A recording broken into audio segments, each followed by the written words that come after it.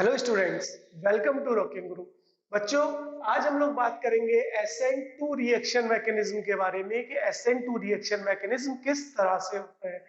उससे पहले हम SN2 रिएक्शन के कुछ की पॉइंट्स के बारे में बात करते हैं, जिसमें सबसे पहला पॉइंट है the order of reaction is 2। That means reaction का ऑर्डर क्या होगा? रिएक्शन का ऑर्डर होगा 2। दैट मीन्स जो रिएक्शन का रेट है वो डायरेक्टली प्रोपोर्शनल होगा concentration of substrate and concentration of reagent के ऊपर। दैट मीन्स SN2 रिएक्शन में जो रिएक्शन का रेट है वो डिपेंड करेगा किसके ऊपर? सबस्ट्रेट के concentration as well as concentration of reactant पे। और यहां पर इनकी पावर आएगी 1 and 1 plus 1 is 2। That means reaction का ऑर्डर क्या होगा? 2। Next point, molecularity of reaction is 2। Reaction की मॉलिक्युलरिटी भी बच्चों 2 है। दैट मीन्स रिएक्शन क्या है? बाई मॉलिक्यूलर रिएक्शन है। देखो कैसे हुई बाई मॉलिक्यूलर रिएक्शन। 2 मॉलिक्यूल्स ने पार्टिसिपेट किया है, या सबस्ट्रेट का मॉलिक्यूल भी पार्टिसिपेट कर रहा है रिएक्शन में, और रिएजेंट का मॉलिक्यूल भी रिएक्शन में पार्टिसिपेट कर रहा है।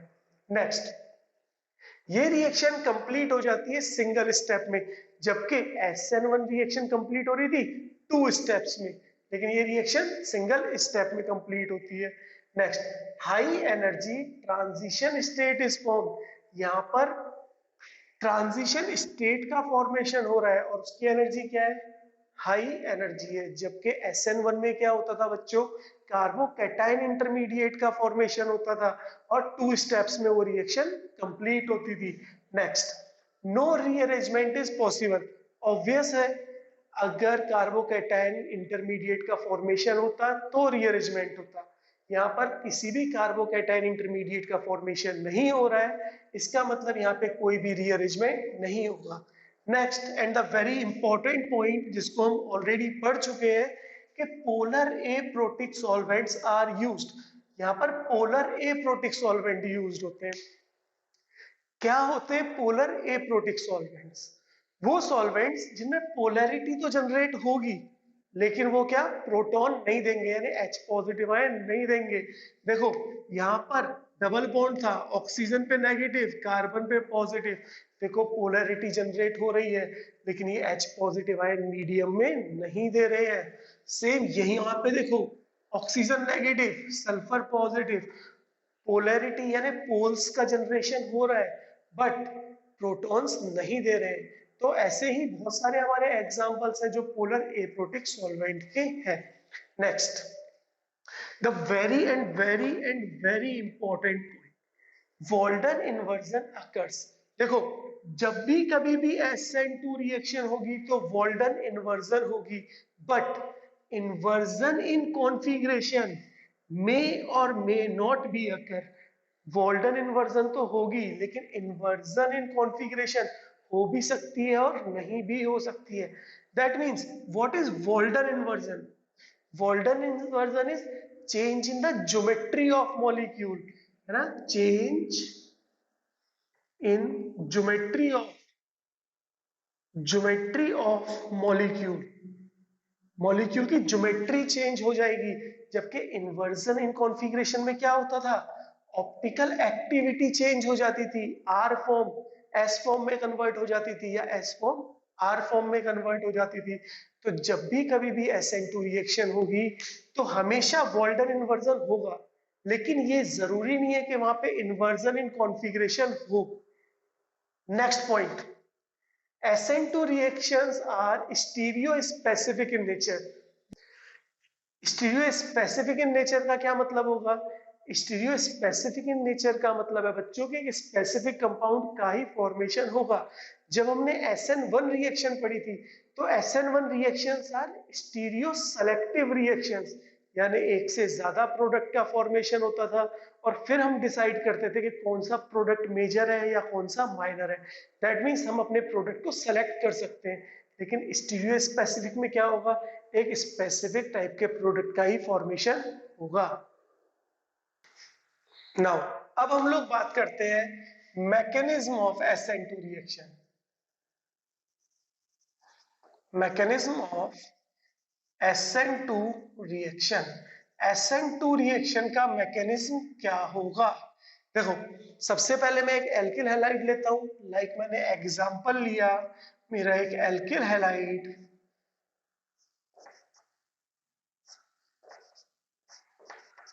This is my alkyl halide.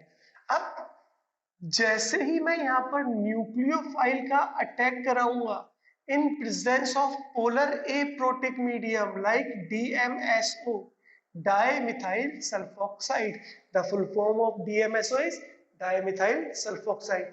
तो होगा क्या, न्यूक्लियोफाइल यहाँ पर अटैक करेगा। कैसे अटैक करेगा, ध्यान से देखो, हेलोजन के पास पार्शियल नेगेटिव चार्ज जनरेट होगा, जबकि कार्बन के पास बच्चों पार्शियल पॉजिटिव चार्ज जनरेट होगा।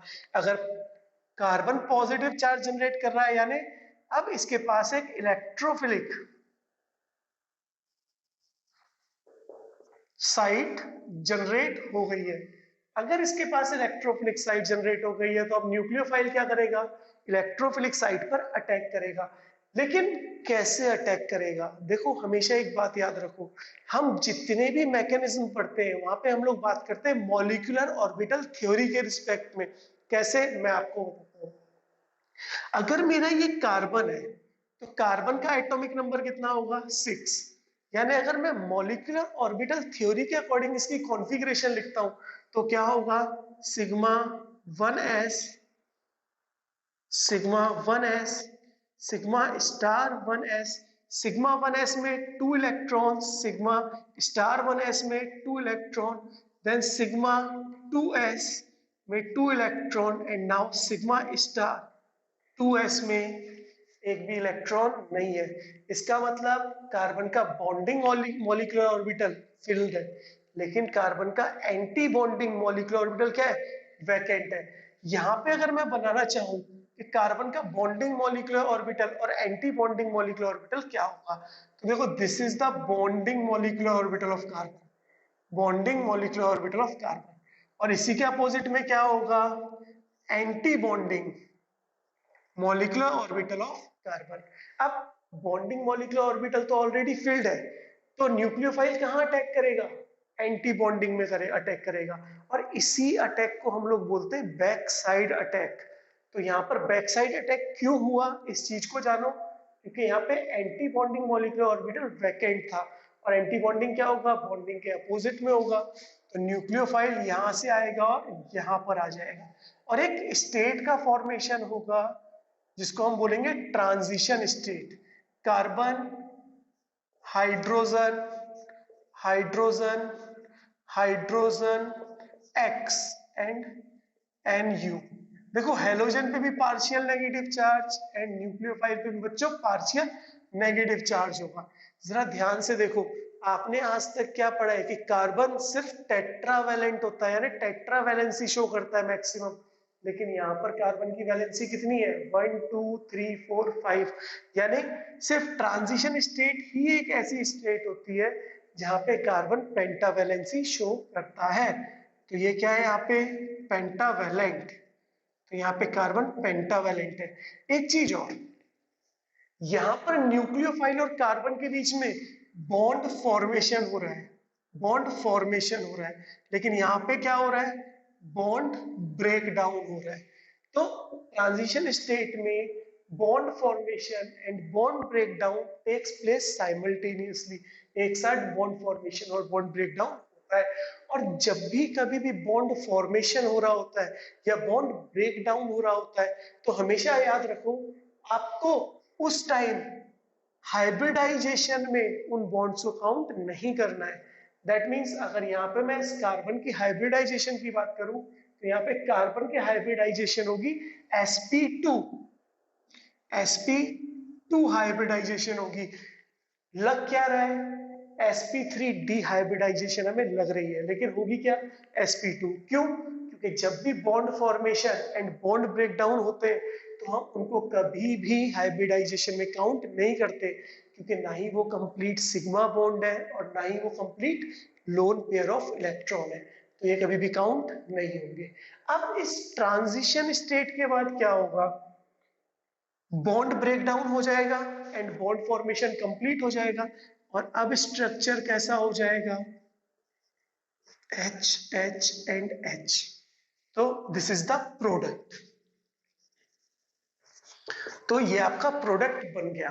देखो जरा ध्यान से, अगर मैं इस स्ट्रक्चर की बात करूं, यानी रिएक्टेंट वाले स्ट्रक्चर की बात करूं, तो carbon, halogen, hydrogen, hydrogen and hydrogen, इस तरह की ज्योमेट्री थी।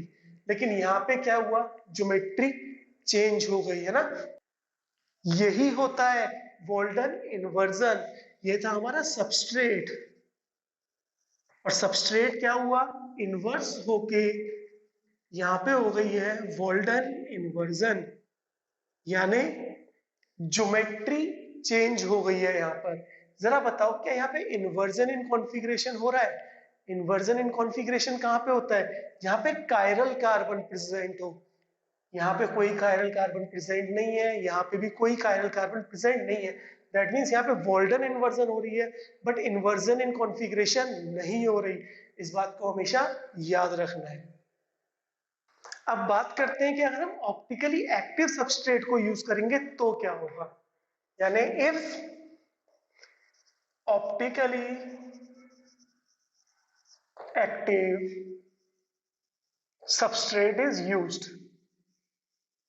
सबस्ट्रेट इज यूज्ड, अगर हम ऑप्टिकली एक्टिव सबस्ट्रेट को बच्चों यूज करेंगे तो क्या होगा।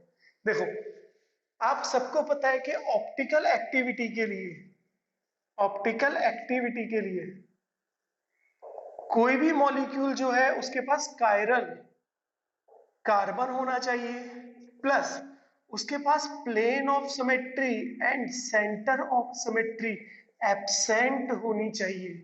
तो कभी भी आप किसी भी ऑप्टिकल एक्टिव मॉलिक्यूल को पहचानोगे तो आपको क्या करना है, सबसे पहले देखना है कि क्या उसके पास कायरल कार्बन है, क्या उसके पास plane of symmetry and centre of symmetry है या नहीं है। वहीं से आप ऑप्टिकली एक्टिव सबस्ट्रेट को पहचानोगे। क्या होते हैं chiral carbon? Chiral carbons are those carbons whose all the four valencies are different, जिसकी चारों की चारों वैलेंसीज क्या हो, डिफरेंट हो। लाइक अगर मैं बोल रहा हूं X, Y, Z and W, देखो इस कार्बन की चारों वैलेंसी डिफरेंट है, that means this carbon is chiral carbon. अब हम लोग बात करते हैं कि किस तरह से मैं ऑप्टिकली एक्टिव सबस्ट्रेट को यूज करूंगा।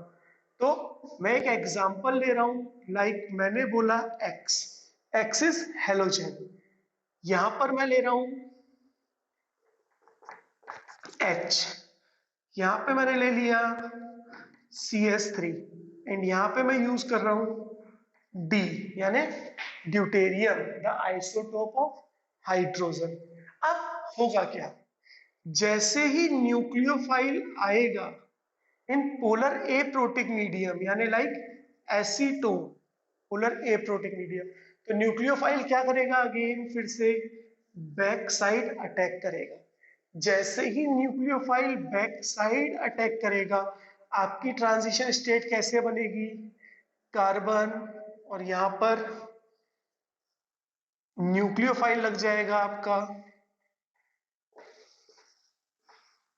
यहाँ पर X लग जाएगा, दोनों पे पार्शियल नेगेटिव चार्ज आएंगे, और CH3,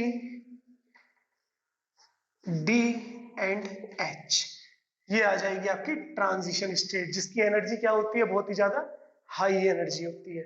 नाउ अब ट्रांजिशन स्टेट के बाद क्या होगा, बॉन्ड ब्रेक डाउन होगा, और इस न्यूक्लियोफाइल के ऐड होने की वजह से ये जो CH3 मॉलिक्यूल है इसमें रिपल्शन होगी, और CH3 मॉलिक्यूल उस तरफ को शिफ्ट हो जाएगा, and the structure is NuC, यहां पर H, यहां पर CH3 एंड यहां पर D।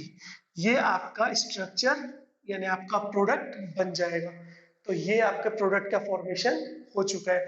जरा देखो, हम लोग यहाँ पर ऑप्टिकल एक्टिविटी में के बारे में बात कर रहे हैं, तो सबसे पहले यहाँ पर कॉन्फ़िगरेशन चेक करते हैं। देखो प्रायोरिटी ऑर्डर सबसे ज्यादा हम हेलोजन को दे रहे हैं अभी, देन कौन आएगा, कार्बन आएगा सेकेंड, देन कौन आएगा, थर्ड, ये आएगा। जो भी एटम का एटॉमिक नंबर सबसे कम होता है उसको हम सबसे लो प्रायोरिटी कंसीडर करते हैं और उसको डेस पोजीशन पे रखते हैं और हम उसको कभी भी काउंट नहीं करते हैं। तो अगर मैं रोटेशन कराऊं तो रोटेशन कैसे होगी, देखो सब, rotation is anti clockwise, that is S form, या आप इसको प्यार से बोल सकते हो small L form. Small L मतलब लीवो रोटेटरी। अगर मैं यहाँ कॉन्फ़िगरेशन की बात करूं तो यहाँ पर first priority nucleophile, second priority CH3, third priority deuterium and fourth priority hydrogen, जिसको मैं काउंट ही नहीं करूंगा। हमेशा याद रखो लास्ट प्रायोरिटी को ना आप नंबरिंग दोगे और ना ही काउंट करोगे। प्रायोरिटी मैंने ऑलरेडी बता चुकी है, आप एटॉमिक नंबर के बेसिस पे देखोगे, और अगर दो आइसोटोप्स प्रेजेंट है तो वहां पे अब आप एटॉमिक मास के अकॉर्डिंग देखोगे, तो जिसका एटॉमिक नंबर ज्यादा है उसकी प्रायोरिटी ज्यादा, एंड जिसका एटॉमिक मास ज्यादा है उसकी प्रायोरिटी भी ज्यादा व्हेन आइसोटोप्स आर गिवन। तो चलो यहाँ रोटेशन देखते हैं बच्चों। 1 2 3 यानी rotation is clockwise, that is R form, और आप क्या बोल सकते हो, स्मॉल डी फॉर्म भी बोल सकते हो। तो अब क्या हुआ, एस फॉर्म से क्या बन रहा है, एस फॉर्म से बन रही है आर फॉर्म। इसी को हम क्या बोलते हैं, इन्वर्जन इन कॉन्फ़िगरेशन।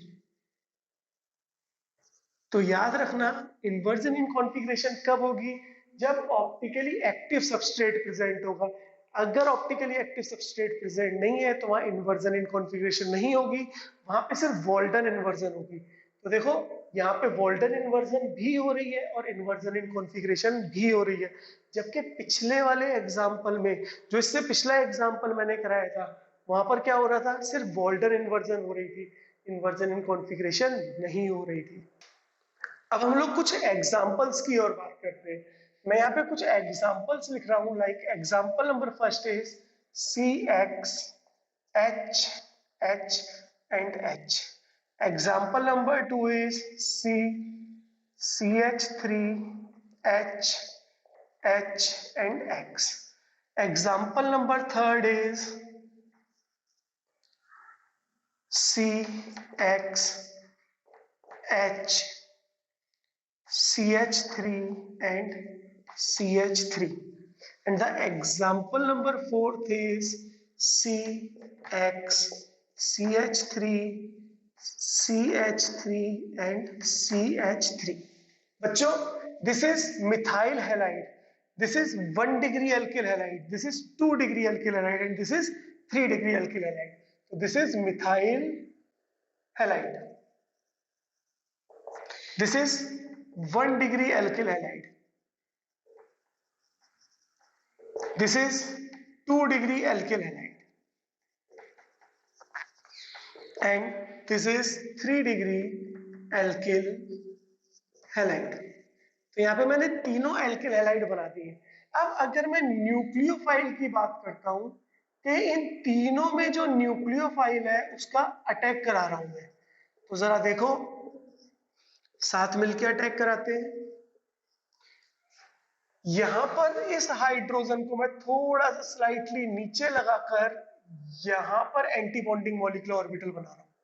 यहाँ पे भी anti bonding molecular orbital and CH3, यहाँ पे भी anti bonding molecular orbital and यहाँ पे भी एंटी बॉन्डिंग मॉलिक्यूलर ऑर्बिटल।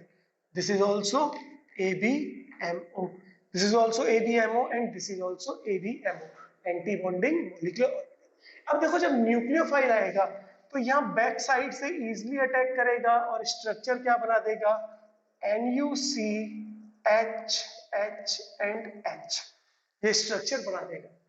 जब सेकंड वाले एग्जांपल में न्यूक्लियोफाइल आएगा, तो जब न्यूक्लियोफाइल आएगा तो देखो यहाँ पे CH3 ग्रुप है, तो CH3 क्या है, बल्की ग्रुप है। तो न्यूक्लियोफाइल यहाँ पे आके अटैक तो करेगा लेकिन इतना प्रॉपर अटैक नहीं कर पाएगा। क्यों?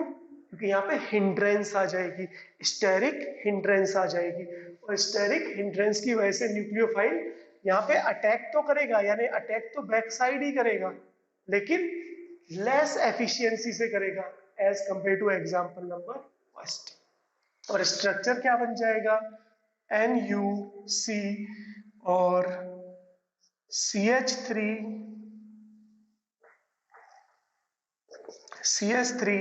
H एंड H, ये आपका प्रोडक्ट बन जाएगा।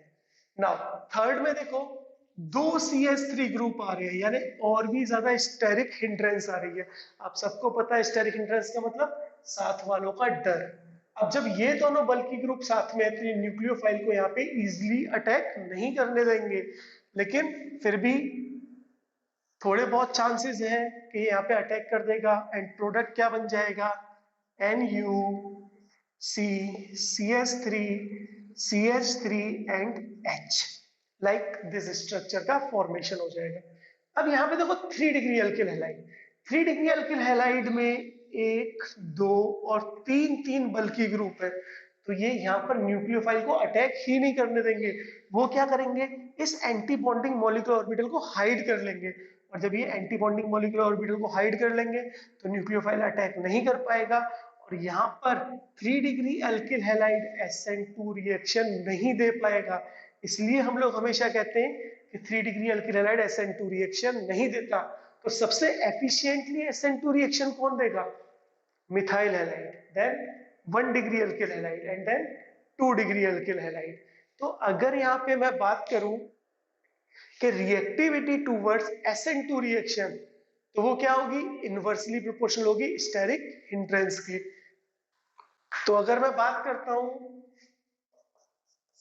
Reactivity of towards